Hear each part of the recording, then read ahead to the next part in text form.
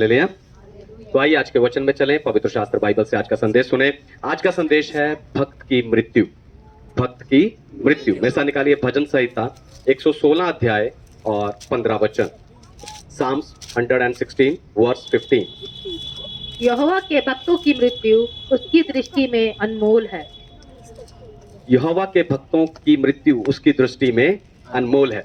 तो मनुष्य के लिए मृत्यु बड़े ही दुख और शोक का कारण है, लेकिन हम मसीहियों के लिए ये मृत्यु उतनी बुरी नहीं है, क्योंकि हम मृत्यु के बाद के जीवन के बारे में जानते हैं, है ना। बाइबल हमें मृत्यु के बारे में और मृत्यु के आगे के जीवन के बारे में बहुत सारी सच्चाइयां बताती है। और यहां पर भी एक बात लिखी है कि यहोवा के भक्तों की मृत्यु उसकी दृष्टि में अनमोल है। हर एक व्यक्ति की मृत्यु नहीं, पर भक्त की मृत्यु। भक्त यानी जो व्यक्ति परमेश्वर पर विश्वास रखता है, और भक्त यानी जो व्यक्ति परमेश्वर के वचन पर विश्वास रखता है, वचन को पढ़ता है और वचन को मानता है। भक्त यानी जो है ना, जो प्रार्थना के लिए समय अलग करता है। भक्त यानी जो चर्च जाकर संगति करता है। ऐसे एक व्यक्ति की मृत्यु परमेश्वर की दृष्टि में अनमोल है। यही बताकर आज, है ना, आज मैं आप सब लोगों को जो यहाँ इकट्ठे हैं इस दुख के दिन में, इस दुख के समय में, परमेश्वर के वचन से शांति और तसल्ली देने जा रहा हूं। तो सबसे पहली बात, भक्त की मृत्यु परमेश्वर के लिए अनमोल है, क्योंकि उसने भक्त को यीशु के बहुमूल्य लहू से खरीदा है। भक्त की मृत्यु परमेश्वर के लिए अनमोल है, क्योंकि परमेश्वर ने भक्त को यीशु के बहुमूल्य लहू से खरीदा है। पढ़िए पहला कुरिन्थियों अध्याय 6 वचन 20। First Corinthians chapter 6 verse 20।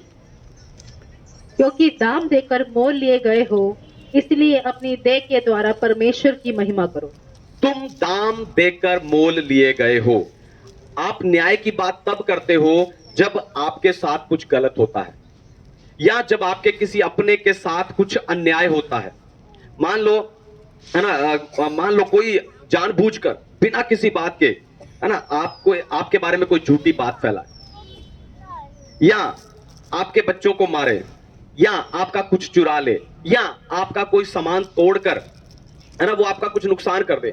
ऐसे समय में आपके अंदर न्याय की वो भावना जाग उठती है और आप उस नुकसान की भरपाई मांगते हो।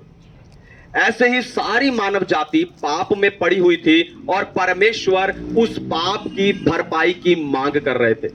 ऐसे समय पर परमेश्वर की उस मांग को प्रभु यीशु मसीह ने अपने लहू से पूरा किया। दोबारा सुनिए, ध्यान से सुनिए। ऐसे में परमेश्वर की उस मांग को प्रभु यीशु मसीह ने अपने लहू से पूरा किया है। यीशु ने हमारे पापों का मूल्य अपने लहू से चुकाया है। आपको बताऊं, यीशु ने सिर्फ हमारी आत्मा का मूल्य ही नहीं, पर हमारे शरीर का मूल्य भी चुकाया है। इसीलिए इस शरीर में होने वाली भक्त की मृत्यु परमेश्वर के लिए अनमोल है। इसलिए आपको चाहिए कि आप इस शरीर को पाप में ना लगाएं। आपको चाहिए कि आप इस शरीर को पाप में ना लगाएं। इस शरीर से आप जो है नशा ना करें, इस शरीर से आप झूठ ना बोलें, इस शरीर से आप व्यभिचार ना करें, इस शरीर से आप कोई भी गलत काम ना करें, पर इस शरीर से परमेश्वर की महिमा करें। जैसे वचन में हमने पढ़ा, इस शरीर से परमेश्वर की महिमा करें, जिसका सीधा अर्थ यह है कि अपने इस शरीर को ऐसे इस्तेमाल करें कि दूसरे को नजर आए कि आपको परमेश्वर से अधिक कुछ नहीं चाहिए। Hallelujah, hallelujah. अभी तक जिन्होंने प्रभु यीशु मसीह पर विश्वास नहीं किया, उसे अपना प्रभु, अपना मुक्तिदाता, अपना उद्धारकर्ता स्वीकार नहीं किया, मैं ऐसे लोगों को बताना चाहता हूं कि आपके पापों का मूल्य प्रभु यीशु मसीह का लहू है। अगर आप यीशु पर विश्वास करेंगे तो आपको अपने पापों का मूल्य भरना नहीं पड़ेगा, आपको नरक जाना नहीं पड़ेगा। इसलिए आपको प्रभु यीशु मसीह पर विश्वास करना चाहिए, क्योंकि परमेश्वर ने भक्त का मूल्य प्रभु यीशु मसीह के लहू से चुकाया है। दूसरी बात, भक्त की मृत्यु परमेश्वर के लिए अनमोल है, क्योंकि भक्त की मृत्यु में परमेश्वर यीशु की मृत्यु को देखते हैं। भक्त की मृत्यु परमेश्वर के लिए अनमोल है, क्योंकि भक्त की मृत्यु में परमेश्वर अपने पुत्र प्रभु यीशु मसीह की मृत्यु को देखते हैं। वैसा निकालिए प्रेरितों के काम की पुस्तक अध्याय 7 वचन 55। Book of Acts chapter 7 verse 55। परंतु उसने पवित्र आत्मा से परिपूर्ण होकर स्वर्ग की ओर देखा और परमेश्वर की महिमा को और यीशु को परमेश्वर के दाहिने ओर खड़ा हुआ देखा। Thank you Jesus. परमेश्वर के नाम की महिमा हो। तो यहां पर स्टिफनुस है, और यहां स्टिफनुस है और उसका अंतिम समय है, और उसकी मृत्यु के समय में, इस दुख के समय में परमेश्वर शामिल हुए। पूरी बाइबल में हम परमेश्वर को सिंहासन पर बैठे हुए देखते हैं। आप उत्पत्ति की पुस्तक से लेकर प्रकाशित वाक्य तक पढ़ेंगे, पूरी बाइबल में हम परमेश्वर को सिंहासन पर बैठे हुए देखते हैं। लेकिन सिर्फ एक यही जगह है जहां पर परमेश्वर खड़े हैं। हालेलुया। भक्त की मृत्यु को देखकर परमेश्वर खड़े हो गए, क्योंकि भक्त की मृत्यु में परमेश्वर अपने पुत्र प्रभु यीशु मसीह की मृत्यु को देखते हैं। अब कोई कह सकता है कि परमेश्वर भक्त की मृत्यु में क्यों शामिल होते हैं? आपके मन में सवाल आ सकता है, तो ध्यान से सुनिए। मत्ती रचित सुसमाचार अध्याय 27 को याद कीजिए, जब प्रभु यीशु मसीह क्रूस पर मर रहे थे। उन्होंने कहा, हे पिता तूने मुझे क्यों छोड़ दिया? यानी परमेश्वर अपने पुत्र प्रभु यीशु मसीह को क्रूस पर मरते हुए नहीं देख पाए, पर आज जब भक्त की मृत्यु होती है तो परमेश्वर उसमें अपने पुत्र की मृत्यु को देखते हैं और उसमें शामिल होते हैं, क्योंकि भक्त की मृत्यु परमेश्वर के लिए अनमोल है। Hallelujah, hallelujah. पर इस संसार में अलग अलग लोगों के मरने का अलग अलग दुख मनाया जाता है। आप सब जानते हैं, इस संसार में अलग अलग लोगों के मरने का अलग अलग दुख मनाया जाता है। कैसे? बच्चे के मरने का अलग दुख मनाते हैं, जवान के मरने का अलग दुख मनाते हैं, बुजुर्ग के मरने का अलग दुख मनाते हैं। अगर कोई बच्चा या जवान मर जाए तो ज्यादा दुख होता है, लेकिन जब अगर कोई बुजुर्ग मर जाए तो उस समय पर लोग कहते हैं, अरे इसने तो अपनी सारी उम्र भोग ली थी, ये तो अपनी सारी जिम्मेवारियां पूरी कर गया।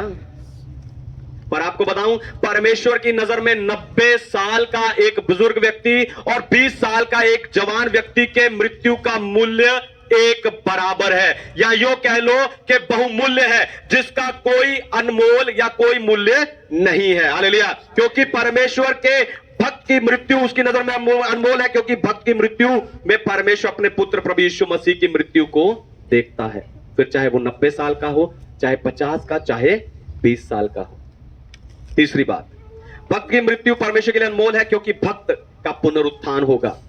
भक्त की मृत्यु परमेश्वर के लिए अनमोल है क्योंकि भक्त का पुनरुत्थान होगा। पढ़िए पहला कुरिन्थियों की पत्री अध्याय 6 वचन 14। First Corinthians chapter 6 verse 14। परमेश्वर ने अपनी सामर्थ से प्रभु को जिलाया और हमें भी जिलाएगा। Hallelujah, hallelujah, hallelujah, hallelujah. परमेश्वर के नाम की महिमा हो। तो मैंने आपको पहले बताया कि यीशु ने अपने लहू से हमारी आत्मा का ही नहीं पर हमारे शरीर का मूल्य भी चुकाया है, क्योंकि परमेश्वर को सिर्फ आपकी आत्मा नहीं चाहिए पर आपका शरीर भी चाहिए, क्योंकि ये शरीर एक दिन फिर से जिंदा होगा। Hallelujah, hallelujah. क्योंकि ये शरीर एक दिन फिर से जीवित होगा। बाइबल बताती है कि हमारा ये शरीर पवित्र आत्मा का मंदिर है। बाइबल बताती है हमारा ये शरीर पवित्र आत्मा का मंदिर है, इसलिए परमेश्वर इस शरीर को यूं ही फेंक नहीं सकते। परमेश्वर इस शरीर को यूं ही सड़ने नहीं दे सकते। जिस तरह परमेश्वर ने अपने बेटे प्रभु यीशु को जीवित किया, उसी तरह परमेश्वर मुझे और आपको भी जीवित करेंगे। Hallelujah, hallelujah. उस समय हमें ऐसा शरीर मिलेगा जो फिर दोबारा मरेगा नहीं। दोबारा सुनिए, ध्यान से सुनिए। जब हमारा पुनरुत्थान होगा उस समय हमें ऐसा शरीर मिलेगा जो दोबारा मरेगा नहीं, जो इस शरीर की निर्बलताओं के अधीन नहीं होगा, उसमें कोई दुख नहीं होगा, कोई दर्द, कोई बीमारी नहीं होगी, उसे भूख प्यास नहीं होगी, उसे किसी तरह की जो है अभिलाषाएं उसमें नहीं होगी, क्योंकि याद रखो पुनरुत्थान और जीवन सिर्फ और सिर्फ प्रभु यीशु मसीह है। आपको बताऊं, स्वर्ग और नरक की बात हर धर्म करता है। हर धर्म में स्वर्ग और नरक की बात है, स्वर्ग और नरक का जिक्र है, पर सिर्फ हम मसीही पुनरुत्थान की बात करते हैं। Hallelujah, hallelujah. हर धर्म बोलता है स्वर्ग नरक है, लेकिन पुनरुत्थान की बात सिर्फ हम मसीही करते हैं। सोचकर देखो, अगर किसी के पास शरीर नहीं है, ध्यान से सुनिए, अगर किसी के पास शरीर नहीं है तो क्या वो स्वर्ग में जाकर स्वर्ग का आनंद ले सकता है? या एक पापी जिसे नरक में सजा मिलनी है, अगर उसके पास शरीर नहीं है तो उसको मिलने वाली सजा का असर उसकी आत्मा पे होगा? कभी नहीं होगा। इसलिए हर किसी का पुनरुत्थान होगा। पापियों का इसलिए उन्हें एक ऐसा शरीर मिलेगा ताकि उन्हें वो दर्द, वो तकलीफ है ना, वो जलती हुई आग, वो सब उन्हें महसूस हो। और धर्मी का पुनरुत्थान, विश्वासी का पुनरुत्थान, भक्त का पुनरुत्थान इसलिए होगा कि वो सदा सदा परमेश्वर के साथ रहे, क्योंकि भक्त की मृत्यु परमेश्वर की नजर में अनमोल है, क्योंकि उसका पुनरुत्थान होगा। हालेलुया। चौथी और आखिरी बात, भक्त की मृत्यु परमेश्वर के लिए अनमोल है क्योंकि भक्त स्वर्ग में परमेश्वर की आराधना करेंगे। भक्त की मृत्यु परमेश्वर की नजर में अनमोल है क्योंकि भक्त स्वर्ग में परमेश्वर की आराधना करेंगे। पढ़िए प्रकाशित वाक्य की पुस्तक 7 अध्याय 9 और 10 वचन, रेवलेशन चैप्टर 7 वर्स 9 एंड 10। इसके बाद मैंने दृष्टि की और देखो, हर एक जाति और कुल और लोग और भाषा में से एक ऐसी भीड़, बड़ी भीड़ जिसे कोई गिन नहीं सकता था, श्वेत वस्त्र पहने हुए और अपने हाथों में खजूर की डालियां लिए हुए सिंहासन के सामने और मेमने के सामने खड़ी है। आमीन। और बड़े शब्द से पुकार कर कहती है, उद्धार के लिए हमारे परमेश्वर का जो सिंहासन पर बैठा है और मेमने का जय जयकार हो। आमीन, हालेलुया। हालेलुया। परमेश्वर के नाम की महिमा। तो ये स्वर्ग का दृश्य है जहां सारे भक्त परमेश्वर उसके पुत्र के सामने खड़े होकर उसकी आराधना करेंगे, है ना। आप देखो, उन्होंने सफेद वस्त्र पहने और हाथ में डालियां ली हैं जो उनकी जीत का, धार्मिकता का और पवित्रता को दिखाते हैं, है ना। तो वो दृश्य है।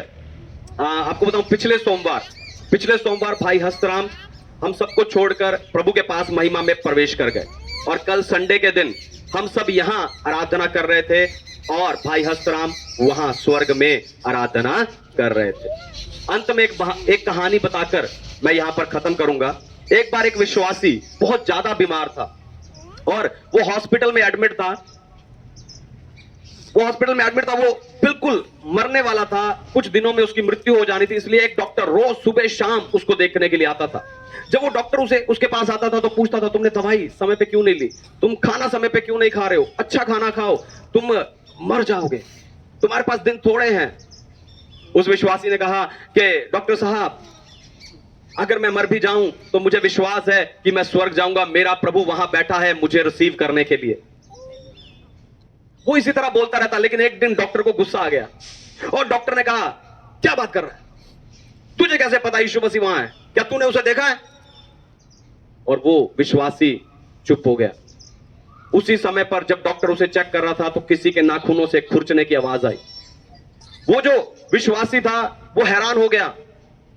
डॉक्टर ने कहा, घबराओ मत, ये मेरा कुत्ता है, मेरा पालतू कुत्ता है, ये जानकर कि मैं यहां तुम्हें चेक कर रहा हूं, वो बाहर दरवाजे पर खड़ा दरवाजे को अपने नाखूनों से खुरच रहा है। उस मरीज ने कहा, डॉक्टर साहब, अगर एक जानवर जान सकता है कि उसका मालिक अंदर है तो मैं तो यीशु का भक्त हूं, मैं उस पर विश्वास रखता हूं। मुझे मालूम है मेरा प्रभु वहां मौजूद है, मेरा प्रभु वहां मौजूद है और मैं उसी के पास जाऊंगा, क्योंकि यहोवा के भक्त की मृत्यु उसकी दृष्टि में अनमोल है। आइए अपनी आंखों को बंद कीजिए।